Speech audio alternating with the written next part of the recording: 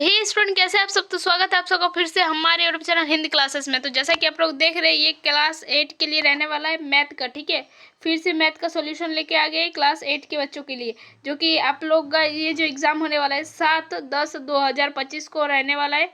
जिसमें से क्या होगा, ये जो टोटल इसमें आपको 20 मार्क्स दिया जाएगा और आप लोग क्लास 8 के बच्चों का टोटल 10 क्वेश्चन दिया जाएगा। ठीक है, और 1 आवर का टाइम दिया जाएगा। तो देखते हैं इसमें किस प्रकार से दिया गया है। 5 तो 8 के बच्चों का क्या होता है, 5 जो होता है ऑब्जेक्टिव टाइप होता है, फिर अति लघु उत्तरीय 2 क्वेश्चन होते हैं और लघु उत्तरीय 1 होता है और दीर्घ उत्तरीय प्रश्न फिर से 2 होते हैं। तो टोटल दीर्घ उत्तरीय प्रश्न टोटल 2 होते हैं। हाँ, तो जैसे कि एक दीर्घ उत्तरीय का 4 नंबर तो 2 का 8 नंबर, इस तरह से अब 20 नंबर आप ऐड कर लीजिएगा, हो जाएगा। ठीक है, तो चलिए देखते हैं पहला ऑब्जेक्टिव क्या है। सेक्शन ए में ऑब्जेक्टिव 5 क्वेश्चन को देख लेते हैं। क्या बोल रहे हैं, 5a² b का सर्व गुणनखंड होगा। तो सर्व गुणनखंड का मतलब होता है इसको खोल कर लिखना। ठीक है, डायरेक्ट आप ऐसा समझ लो, इसको जितना आप खोल के अगर यह 5 की जगह अगर यहाँ पर 55 लिखा होता तो आप क्या करते, 11 × 5 करते। तो सेम उसी तरह, तो इसे 5 ही है तो 5 को और खोल नहीं और इसको तोड़ा नहीं जा सकता है, तो इसको इसीलिए ऐसा लिखेंगे 5 × a × a × b। तो option number A is correct. ठीक है, इस तरह से आप देख सकते हैं। फिर क्या बोल रहा है क्वेश्चन नंबर 2, क्या बोल रहा है a² - b² का क्या गुणनखंड होगा। गुणनखंड क्या होगा, तो ये एक फॉर्मूला है डायरेक्टली, a² - b² बराबर होता है a + b इंटू में हो जाएगा a - b। तो कौन सा ऑप्शन में दिख रहा है, देखिए ऑप्शन नंबर ए तो होगा नहीं, ठीक है ना। ऑप्शन नंबर बी भी नहीं होगा, ना ही ऑप्शन नंबर सी होगा, ना ही डी। ऑप्शन नंबर बी होगा, सॉरी, ऑप्शन नंबर सी भी नहीं होगा, ऑप्शन नंबर डी भी नहीं। कौन सा ऑप्शन में दिख रहा है, देखिए ऑप्शन नंबर बी में दिख रहा है कि a + b into a - b। तो option number B is correct. Next क्या बोल रहा है, विभाजन करें। क्या करें, डिवाइड देने बोल रहा है। ठीक है, डायरेक्टली आप इसको डिवीजन कर सकते हैं। तो डिवीजन में क्या होता है ना, इसको ऊपर रखिए, ये 91 है और 13 वाई। तो वाई से एक वाई से एक वाई गया, तो यहाँ पर 2 वाई बचा। और 13 का टेबल में 91 7 बार में आता है, तो 7y² हो गया। तो कौन सा ऑप्शन है देख लेते थोड़ा। तो 7y² ऑप्शन नंबर बी में दिख रहा है, तो ठीक है, option number B is correct. Next question क्या बोल रहा है, यदि x - 4 = 8 है तो x का मान ज्ञात करने बोल रहा है। ठीक है, तो x का मान आप आसानी से ज्ञात कर सकते हैं। x - 4 = अगर आपको 8 दे दिया है तो x बराबर हो जाएगा आपका 8, और इधर माइनस में है तो इधर जाएगा प्लस, तो +12, तो x बराबर हो जाएगा आपका 12। तो 12 कौन सा ऑप्शन नंबर डी में दिख रहा है, तो option number D is correct. Next question क्या हो रहा है, देखिए 5 नंबर क्वेश्चन, यदि 50 आमों के समूह में 40% आम पके हुए हैं। ठीक है, तो फिर क्या बोल रहे, पके आमों की संख्या क्या होगी। तो पके आमों की संख्या पूछ रही है, तो 50 आमों का 40% निकाल दीजिए डायरेक्टली। ठीक है, तो 50 आमों का अगर आपको 50% निकालने बोलते तो 25 आम होता है। ठीक है, तो 40 आम पूछ रहा है, तो उससे थोड़ा कुछ कम होगा, तो आप ऐसे डायरेक्टली निकाल दीजिए। तो इसको जब आप काट देंगे, और प्रतिशत का मतलब होता है बट्टा 100। ठीक है, तो 40/100 लिख देंगे इंटू 50। तो जब काटिएगा तो 1 0 से 1 0, 1 0 से 1 0 बचा, 4 × 5 मतलब 20। तो 20 आम जो हो जाएगा वो पका हुआ रहेगा 50 आमों के समूह में 40% आम। ठीक है जी, ठीक है। तो अब देखते हैं क्या बोल रहे हैं सेक्शन नंबर बी पे। पहले हम लोग क्वेश्चन को पढ़ते हैं, ठीक है, फटाफट। क्या बोल रहे हैं सेक्शन बी में, तो अति लघु उत्तरीय प्रश्न जो कि 2 रहेंगे और 2-2 मार्क्स का। यदि किसी क्या लिखा है, कैंची का मूल्य 40 रुपये है, उसमें 5% वेट लिया जाना है। ठीक है, तो वेट की राशि क्या होगी, 5% निकालना है, सेम वैसे ही कीजिए। ठीक है, तो इसका सेम वैसे ही करना है आपको। अगर आप सकिएगा तो अच्छी बात है, और फिर नहीं सकिएगा तो फिर दिखा देंगे, है ना, आंसर तो दिखाना ही है हम लोग को।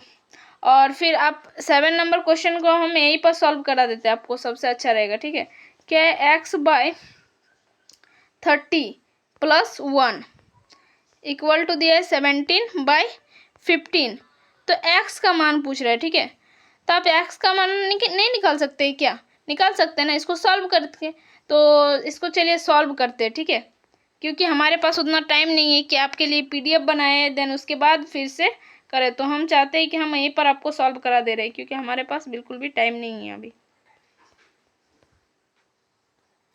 फिर भी एक क्वेश्चन बता दे रहे हैं, लेकिन हम लोग का पीडीएफ बन चुका है, लेकिन आधा आधा आपको पीडीएफ डायरेक्ट दिखा देंगे। तो देखिए यहाँ पर 30 एलसीएम ले लेंगे, फिर x प्लस अगर यहाँ पर 1 30 जो 30 देन उसको इंटू करेंगे तो 30। तो इधर आ गया आपका 17, ऊपर 17/15। x प्लस 30 को इधर ही रखिए, इसको इधर ले जाइए, ठीक है। तो देखिए क्या बचा आपका, x प्लस 30 बराबर है आपका क्या बचा, 17/15 इंटू 30, क्योंकि ये जो बट्टा में था तो इधर आके इंटू में जगह, तो इधर 2 जा 15 2 जा 30 होता है, तो इधर 34 और इधर है x प्लस 30 प्लस में, तो ये जो प्लस 30 है उधर जाएगा तो माइनस 30 हो जाएगा, ठीक है। तो x बराबर होता है 34 माइनस 30, तो 34 में से 30 चल गया तो कितना बचा, तो x बराबर 4 बचा। तो वही पूछा था ना, x बराबर कितना बचा, 4, ठीक है। तो चलिए आप देखते हैं, और ये आपका सेक्शन सी में अति लघुत्तरीय प्रश्न में है, जो कि विभाजन करने के लिए बोला गया है, देख लीजिए। अब फिर इसको दिखाते हैं किस तरह से बनाएंगे हम। और सेक्शन डी में आपका है दीर्घोत्तरीय प्रश्न, जो कि टोटल 2 है और 4-4 मार्क्स का, ठीक है। क्या बोल रहा है, मोहन के पिता की वर्तमान आयु मोहन से 3 गुनी है। 12 वर्ष पश्चात मोहन के पिता की आयु मोहन के आयु से दुगनी हो जाएगी। मोहन और उनके पिता का वर्तमान आयु ज्ञात करें। और क्या हो रहा है, 50 का 2 वर्ष में 5% ब्याज के दर से क्या लिखा है, साधारण ब्याज और चक्रवृद्धि ब्याज का अंतर ज्ञात करें यदि ब्याज वार्षिक संयोजित रहा है होता है, ठीक है। तो चलिए इसका आंसर देख लेते हैं अब। मैं आपका वाट की गणना करने बोला था, जिसमें क्या दिया गया था कि आपका एक कैंची का मूल्य 40% है, तो उसके वाट की दर 5% है, तो वाट का आपकी गणना करने बोला गया था, ठीक है। तो डायरेक्ट हम आपको बता चुके थे कि 40 का अगर आप 5% कर देंगे, 5% मतलब 5/100, फिर आप इसको इधर से एक काट देंगे, फिर यहाँ पर 5 1 5 5 2 10, फिर 2 1 2 2 2 4, तो आंसर जो आएगा आपका 2 आ जाएगा, ठीक है। डायरेक्टली आप ऐसे भी कर सकते हैं। इतना ये देखिए, जैसे कि ये पॉइंट में लाया है, ऐसा कुछ नहीं करना है आपको, काटना आता है ना तो बस आप काट लीजिएगा। 8 क्लास के बच्चे हैं, हम आशा करते हैं कि आप लोग ये जोड़ घटा गुना भागा अच्छा से सीख लिए होंगे, ठीक है। तो वाट की राशि आपका जो है वो 2 और निकल के आ जाएगी, तो ठीक है, ये आप देख सकते हैं। सॉरी, जैसे कि ये आपको हम पहले ही बता दिए थे वहीं पर, अगर लेकिन जिसको अगर वहाँ पर लिखा हुआ समझ में नहीं आ रहा है तो फिर देख लीजिएगा, यहाँ पर भी 4 ही आंसर आने वाला है, ठीक है। ये लोग 1 को इधर कर दिया है और हम इधर लेके ही सॉल्व किए थे, बस उतना, लेकिन आना तो सबका सेम है, देख सकते हैं। ये लोग क्या किया, ब्रैकेट के इधर +1 को उधर ले गया -1, फिर इसका क्या किया, भिन्न जोड़ किया, ठीक है। फिर भिन्न जोड़ किया तो कितना आ गया, इधर आपका आ गया x/30 बाय 2/15, ठीक है, इक्वल टू 2/15। तो आप अब चाहे तो क्रॉस इंटू कर सकते हैं, ठीक है।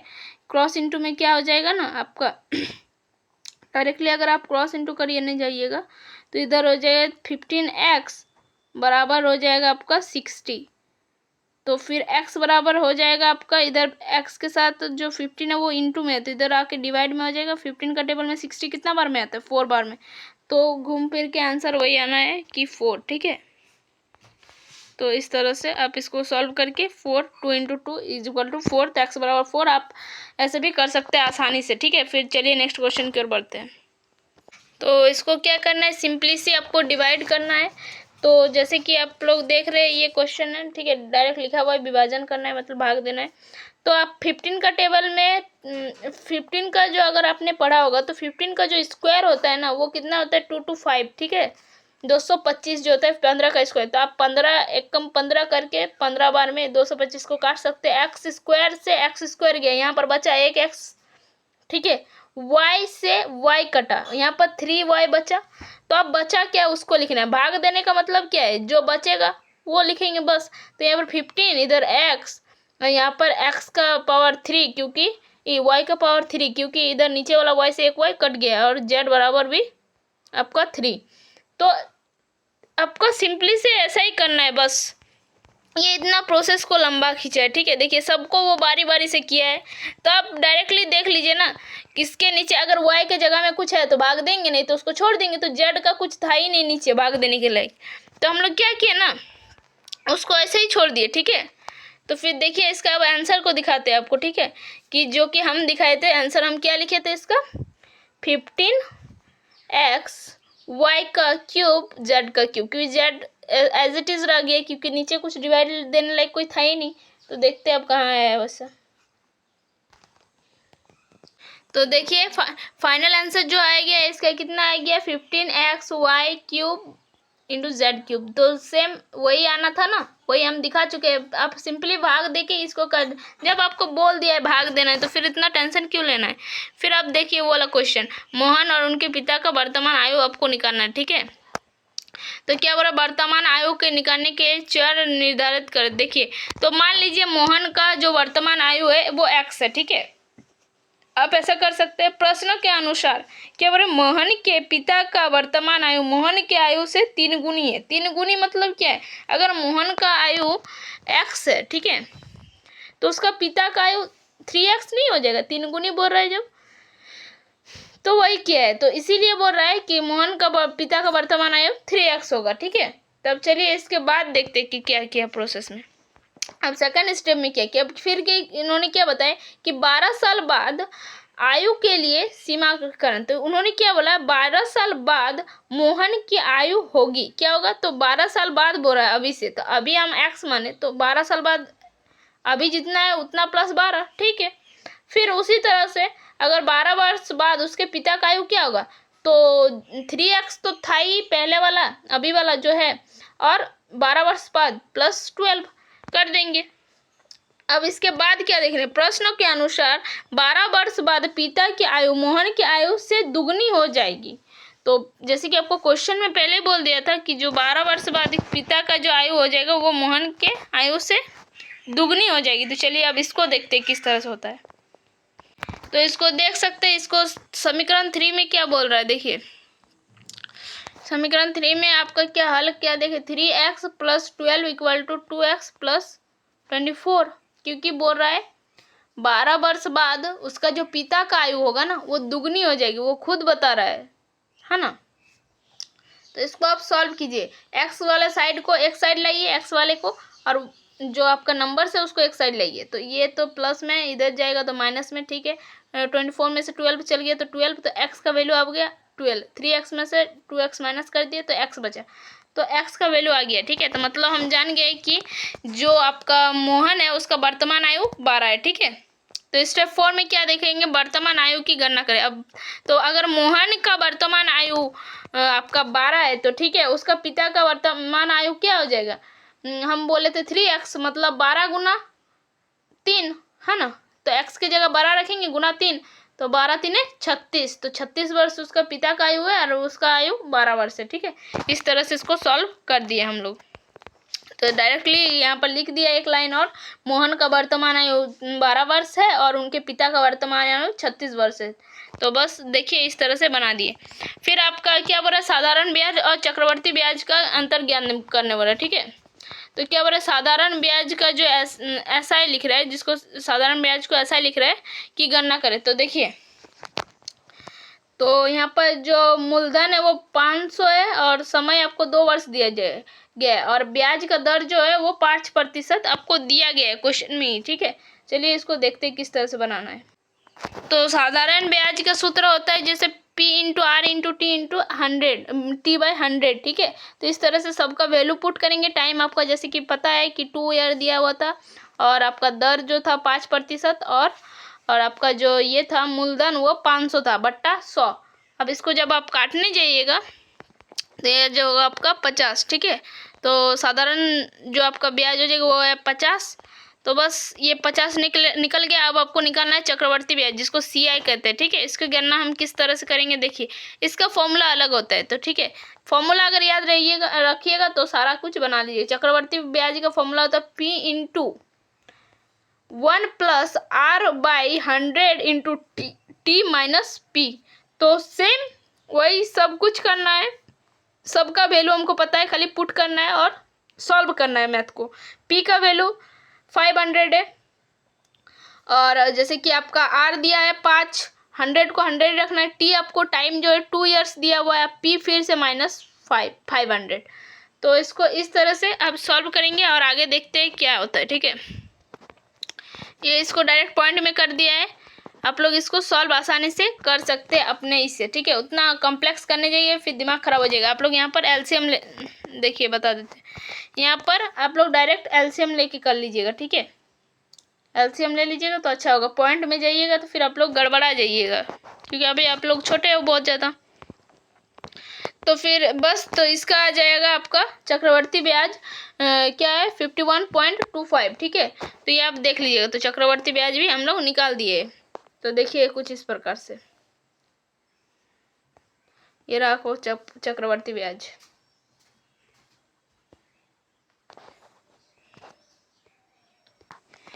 तो बस आज के लिए इतना ही, मिलते हैं फिर एक नए वीडियो में। तब तक के लिए बाय बाय, टेक केयर, जय हिंद, वंदे मातरम और थैंक यू, ठीक है। वीडियो को अगर आप लोग शुरू से अंत तक देखें तो इसलिए, ठीक है ना। आप लोग इतना मेहनत करें तो आपके लिए इतना मेहनत तो बनता है। और वीडियो को हाइप कर लीजिएगा, चैनल पर नहीं हुआ तो चैनल को सब्सक्राइब कर लीजिएगा। तो बाय, फिर मिलते हैं नेक्स्ट वीडियो में।